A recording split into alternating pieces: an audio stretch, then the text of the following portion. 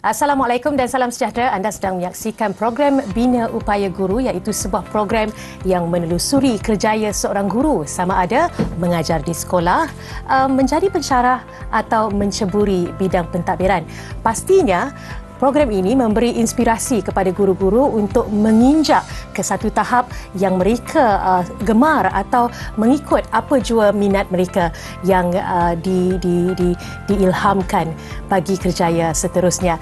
Jadi pada hari ini saya bawakan satu topik yang cukup istimewa untuk dibincangkan di studio Didik TV, iaitu kepimpinan instruksional. Apakah kepimpinan instruksional? Yuyu pun tertanya-tanya apakah yang akan dikupas pada episod kali ini, dan pastinya kami bawakan dua tetamu yang cukup istimewa bagi merungkai dengan lebih lanjut soal kepimpinan instruksional. Bersama saya pada hari ini adalah Puan Norihan binti Azizan, pensyarah cemerlang Institut Aminuddin Baki, Cawangan Utara KPM. Assalamualaikum Puan. Waalaikumsalam warahmatullahi. Selamat datang ke studio Didik TV. Dan Dr. Kalai Selvan Arumugam, Ketua Jabatan Penilaian dan Pentaksiran Institut Aminuddin Baki, Cawangan Utara. Salam sejahtera. Salam apa khabar sejahtera. Doktor? Baik, bagus. Okay. Ya. Jadi kita harap tetamu-tetamu kita sihat dan bersedia untuk merungkai dan memberikan penjelasan sejelas-jelasnya kepada penonton Bina Upaya Guru pada hari ini. Jadi Puan Norihan, seorang pensyarah cemerlang Institut Aminuddin Baki, saya ingin bertanya, salah satu aspek yang penting untuk memastikan kemenjadian murid khususnya dari segi kepimpinan adalah bagaimana kita manuver atau bawa mereka agar mereka mempunyai ciri-ciri kepimpinan yang boleh menjadi contoh kepada para pelajar lain.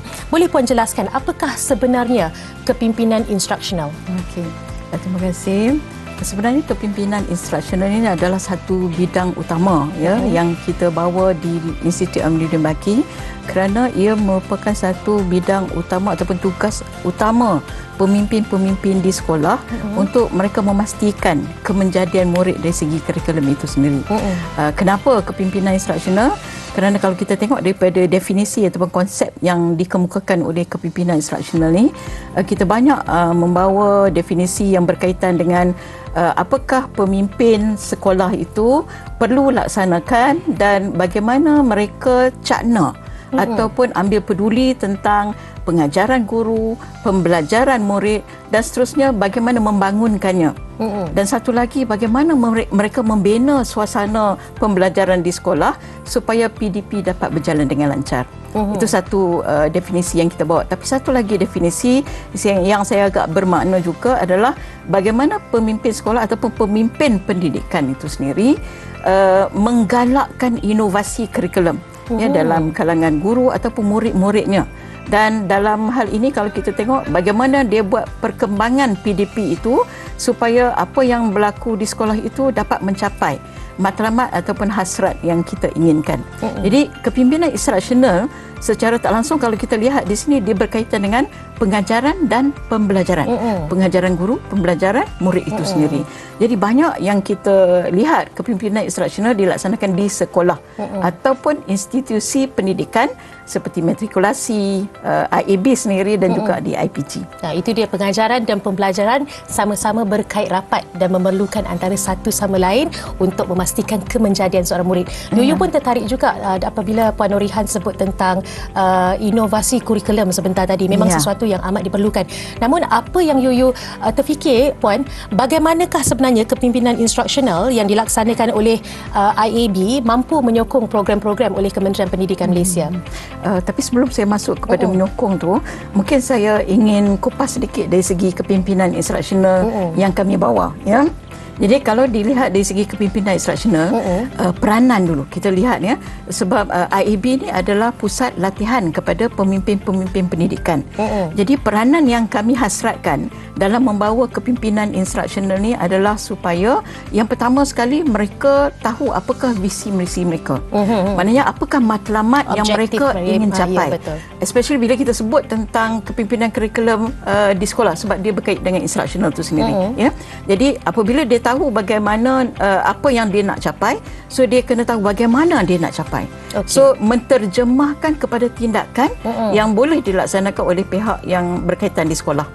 Itu yang pertama. Peranan yang kedua adalah bagaimana dia menguruskan program instruksional itu sendiri. Dalam hal ini kalau kita lihat dalam nak menyokong tadi bila disebut tentang menyokong program KPM, peranan yang kedua ni sangat berkaitan dengan program-program yang telah diaturkan oleh KPM.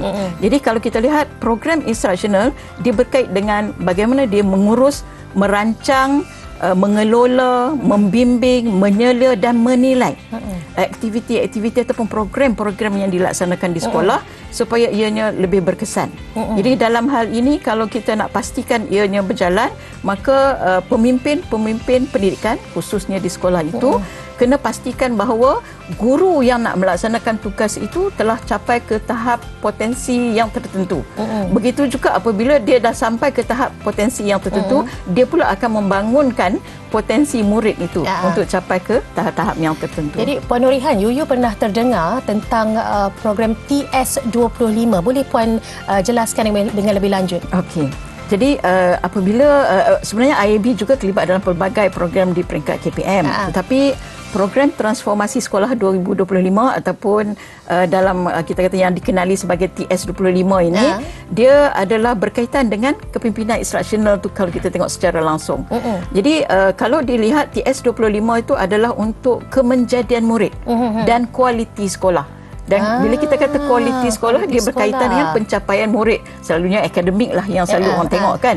Jadi dia berkaitan dengan instruksional itu sendiri. Betul. Jadi bila ini berlaku, apabila kita nak kemenjadian murid dan kita nampak bahawa keupayaan ini boleh ditingkatkan melalui kepimpinan pengetua, guru besar, pemimpin pertengahan yang ada di sekolah itu, maka bagaimana TS25 ini kita kaitkan dengan program-program kepimpinan instruksional yang IB bawa. Ya. Jadi dalam hal ini satu perkara yang kalau kita lihat dari segi objektif TS25 tu, objektif pertama dia adalah untuk memantapkan kepimpinan pemimpin itu sendiri. Jadi dalam nak memantapkan kepimpinan itu adalah fungsi IB. Jadi fungsi IB adalah untuk memastikan pemimpin pendidikan di KPM dapat ditingkatkan keupayaan dia. Jadi objektif itu sendiri adalah memang berkait rapat dengan IAB. Jadi program-program yang dibawa di IAB, khususnya kepimpinan instruksional tu, kami cuba selarikan dengan pengisian dia supaya apa yang berlaku di bahagian yang lain dan juga apa yang IAB buat, dia diselarikan. Itu dia. Sudah mempunyai ciri-ciri kepimpinan tetapi perlu diperkasakan lagi kepimpinan yang telah dimiliki. Ada banyak lagi soalan. Saya pun nak ajukan soalan kepada Dr. Kalai. Kita berhenti berehat seketika. Jangan ke mana-mana. Kembali lagi selepas ini di TV KPM.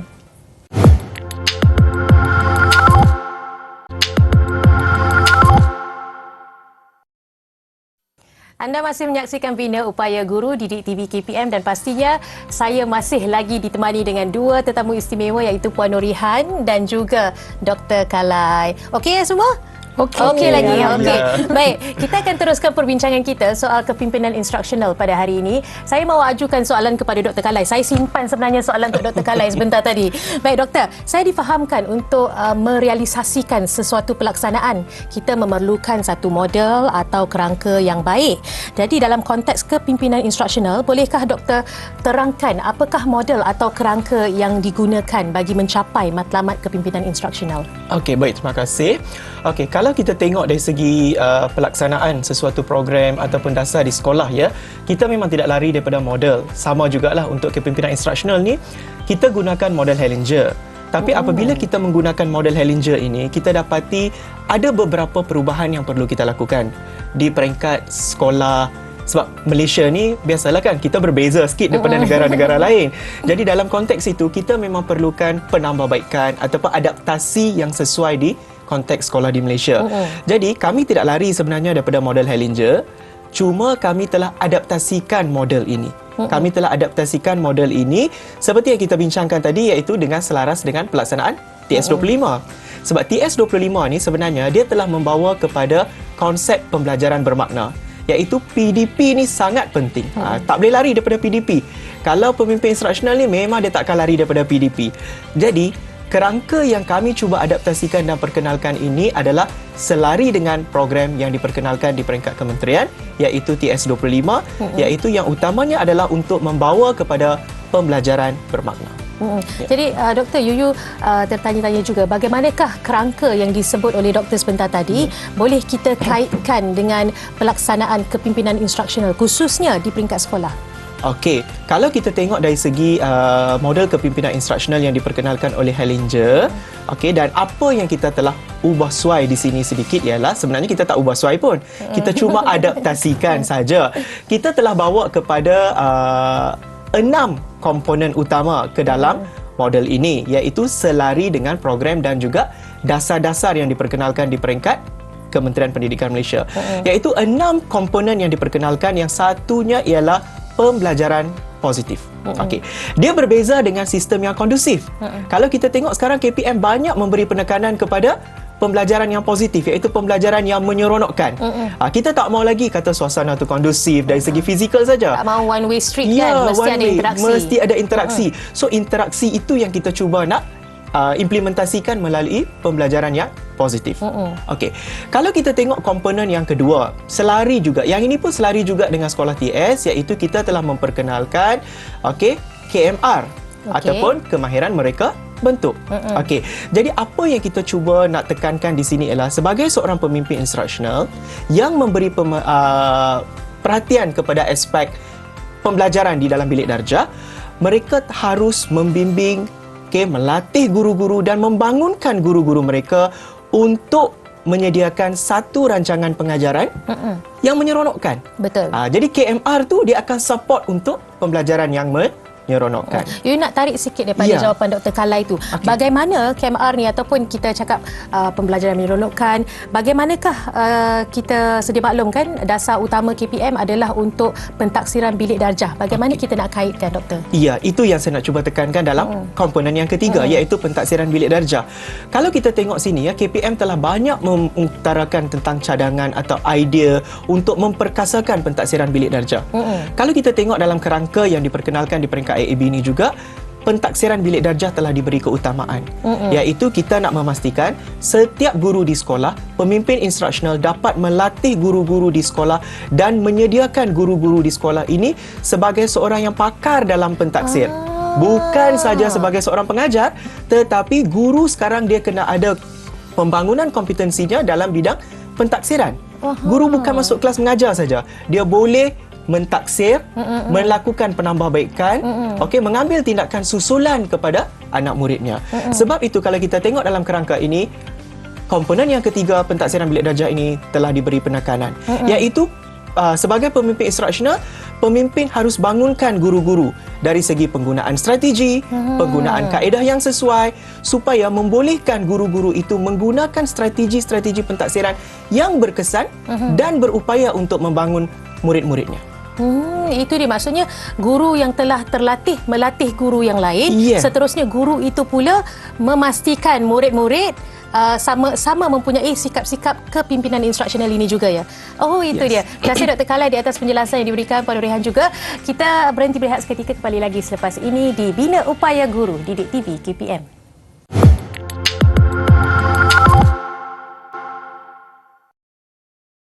Kembali lagi bersama Didik TV KPM dalam program Bina Upaya Guru. Jadi sebentar tadi kita telah pun mendengar bahawa Dr. Kalai sebut 6 komponen dalam kerangka pelaksanaan kepimpinan instruksional.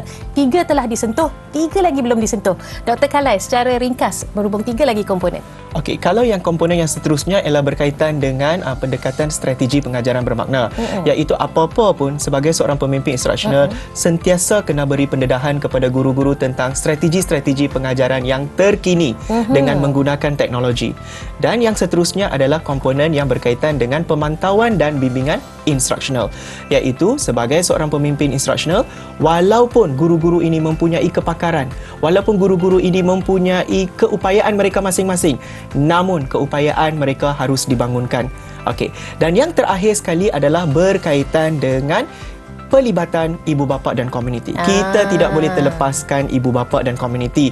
Jadi di sini memang jelas, walaupun pemimpin di sekolah memainkan peranan mereka tersendiri, namun ibu bapa dan komuniti juga harus memberi sokongan untuk merealisasikan pelaksanaan kepimpinan instruksional di peringkat sekolah. Itu dia jelas kan Dr. Kalai katakan. Tidak boleh mengatakan bahawa pendidikan adalah di bahu guru semata-mata, tetapi keluarga dan masyarakat juga perlu memainkan peranan. Betul. Okey, jadi seterusnya you nak tanya apakah aktiviti yang dilaksanakan oleh IAB khususnya dalam bidang kepimpinan instruksional untuk membangunkan keupayaan pemimpin ni, Puan? Okey, terima kasih. Sebenarnya bila kita tengok fungsi IAB sendiri adalah untuk mengupayakan pemimpin pendidikan, khususnya bila kita sebut kepimpinan instruksional, pemimpin sekolah. Jadi bagaimana kita nak bangunkan keupayaan mereka dari segi pengetahuan dan kemahiran, maka fungsi yang pertama yang dilaksanakan oleh IAB adalah latihan itu sendiri. Jadi latihan kita bangunkan ataupun membina modul yang bersesuaian, dan kemudian pemimpin pendidikan yang terpilih itu akan datang untuk mengikutinya. Dan latihan-latihan yang dilaksanakan menggunakan pendekatan yang terkini, dan pengisian modulnya adalah mengikut apa yang telah dilaksanakan oleh KPM itu sendiri. Selain daripada itu, kita juga banyak sekarang ni menekankan tentang coaching ataupun bimbingan kepada pemimpin itu sendiri. Dalam hal coaching, kalau kita tengok sekarang ni, kita ada satu aplikasi dalam laman web IAB iaitu Cosmic, iaitu bagaimana kita membantu pemimpin pendidikan dalam membangunkan sekolah masing-masing. Mereka boleh isi memohon melalui Cosmic dan memilih pensyarah-pensyarah yang mempunyai bidang kepakaran yang tertentu untuk membantu mereka. Jadi itu satu dalam bidang kepimpinan instruksional. Selain daripada itu, kita ada penulisan, penyelidikan yang memberi artikel-artikel bermakna, dan pemimpin pendidikan boleh menggunakan artikel ini untuk melihat apakah perkembangan terkini dan apakah yang boleh mereka buat di sekolah. Dan selain daripada itu, satu yang dinanti-nantikan juga ramai oleh pemimpin pendidikan adalah perkongsian yang kami selalu bawa, terutamanya dari segi kolokium. Dan mutakhir ini kita banyak buat kolokium secara dalam talian, ya. Jadi kalau kita lihat, kolokium ini berkongsi tentang amalan-amalan terbaik pengetua, guru besar dan juga pemimpin-pemimpin pendidikan, dan mereka boleh berkongsi apakah yang boleh dilaksanakan di sekolah oleh pelbagai pihak ataupun pelbagai lapisan. Jadi dengan pelbagai inisiatif baik yang dilaksanakan oleh IAB, bagaimanakah pihak-pihak lain juga boleh turut memainkan peranan untuk memastikan kesinambungan program ini khususnya, dan juga pihak sekolah sendiri bagaimana? Okey, kalau kita tengok dari segi kesinambungan program-program ini, kita nampak jelas maksudnya KPM ini, bahagian-bahagian yang terlibat ni tidak boleh terpisah. Maksudnya untuk merealisasikan setiap program yang diperkenalkan di peringkat KPM ini, IAB, IPG, JPN, PPD sentiasa kena memberi kerjasama yang baik untuk membolehkan apa yang kita hasratkan di peringkat KPM ini dapat dicapai dan direalisasikan di peringkat sekolah nanti. Yuyu ada terdengar juga tentang rakan-rakan elit. Boleh doktor terangkan dengan lebih lanjut? Okey, rakan elit ini dia adalah lebih kepada program TS25, iaitu kunjung bantu untuk membimbing. Seperti yang Puan Norehan terangkan tadi, kita banyak memberi bimbingan, kita banyak memberi coaching kepada pemimpin-pemimpin sekolah. Jadi dalam konteks ini, rakan elit ini merupakan orang atau individu-individu yang akan membantu pemimpin sekolah. Contohnya kita ada pensyarah daripada IAB, pensyarah daripada IPG, SISC, SIP. Mereka ini adalah kumpulan-kumpulan yang sentiasa akan memberi bimbingan kepada pihak sekolah. Oh, itu dia. Maksudnya itulah kepentingan sekarang ni, jangan hanya orang kata rigid kepada satu perkara saja iaitu mengajar, tetapi perlu juga membina keupayaan kepimpinan instruksional. Sedikit daripada Puan Norehan dan Dr. Kalai berhubung topik pada hari ini. Puan? Okey, jadi saya berharaplah pelbagai pihak yang ada di KPM dan juga komuniti seterusnya dapat membantu pihak IAB dalam melaksanakan aktiviti-aktiviti supaya kita dapat capai PNP yang berkesan tadi. Itu dia, Dr. Kalai. Ya, sama juga harapan saya adalah untuk membolehkan kita merealisasikanlah PDP ini sangat penting. Jadi apa-apa pun kita bagilah tumpuan utama kepada proses pengajaran dan pembelajaran di dalam bilik darjah. Itu dia daripada Dr. Kalai dan juga Puan Norehan. Saya ucapkan terima kasih kepada tetamu kita pada hari ini yang sudi hadir di studio Didik TV. Jadi kalau Yuyu boleh rungkai di sini, kalau silap boleh tegur ya, sedikit rumusan berkenaan apa yang kita bincangkan pada hari ini. Kepimpinan instruksional ini memerlukan coaching, iaitu seorang pendidik mendidik pendidik yang lain agar ianya sampai untuk menjadi ataupun membina murid-murid yang mempunyai keupayaan kepimpinan, seterusnya menabur jasa dan bakti kepada masyarakat kelak, insya-Allah. Dan lagi satu, Dr. Kalai, kalau saya boleh sebut tentang 6 komponen penting sebentar tadi, yang terakhir sekali Yuyu cukup berminat, iaitu jangan meletakkan tanggungjawab ini kepada bahu pendidik semata-mata, sebaliknya keluarga dan juga masyarakat memainkan peran peranan yang amat penting. Dalam konteks ini kita tahu bahawa ada satu konsep yang dipanggil quadruple helix yang memerlukan pelbagai peranan pihak seperti masyarakat, komuniti, keluarga, tenaga pengajar dan juga kerajaan sendiri untuk bersama-sama memastikan kemenjadian murid. Itu saja topik kita pada hari ini, kemenjadian kepimpinan instruksional. Saya nak ucapkan terima kasih kepada Dr. Kalai kerana sudi hadir pada hari ini. Saya ucapkan terima kasih kepada Puan Nurihan, pensyarah cemerlang kita yang sudi hadir pada hari ini. Saya kira kita akan berjumpa lagi di episod akan datang dalam Bina Upaya Guru Didik TV KPM. Assalamualaikum dan salam hormat.